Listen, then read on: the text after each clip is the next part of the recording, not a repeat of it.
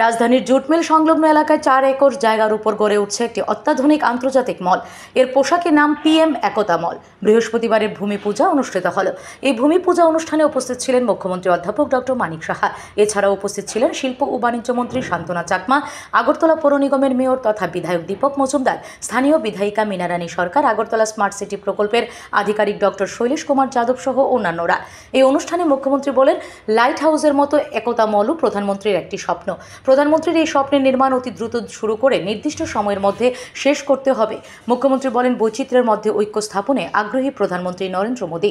এর আগে মেরা মাটি মেরা দেশ কর্মসূচিতেও প্রধানমন্ত্রী এই ইচ্ছা প্রতিফলিত হয়। তিনি আরও বলেন, এই একতা মলের মাধ্যমে ওয়ান ডিস্ট্রিক্ট ওয়ান প্রোডাক্ট কর্মসূচি বাস্তবায়িত হবে।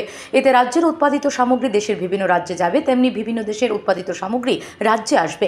এর মধ্য দিয়ে অর্থ সামাজিক উন্নয়ন ত্বরান্বিত হবে বলে জানান মুখ্যমন্ত্রী অধ্যাপক ডক্টর মানিক সাহা।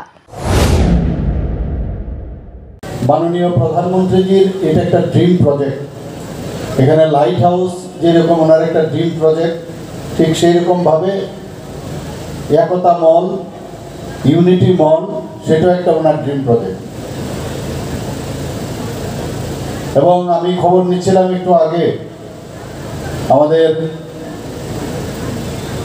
মাননীয় মেয়র সাহেবের সাথে যে ওখানে ওনার কেন্দ্রেই সেটা করছে এখন, যেটা এর আগে অনেক প্রায় শেষেরই পথে ওঠা লাইট হাউসের সেটার কি অবস্থায় আছে। তো আমি আশা করছি বিষয়টা নিয়ে আবার একটু কথা বলতে হবে। শুরু হলেই হবে না, সেটাকে ফিনিশিং না করা পর্যন্ত আমরা এর পেছনে লাগতে হবে। আমি বলেছি কোনো জায়গায় যদি আটকায় আমরা নিশ্চয়ই বসে সেটা কাজটা করব। এখানে যারা একতা মল বানানোর যারা টেন্ডার পেয়েছেন, আমি ওনাদেরকে বলবো যে ওনারা বলেছেন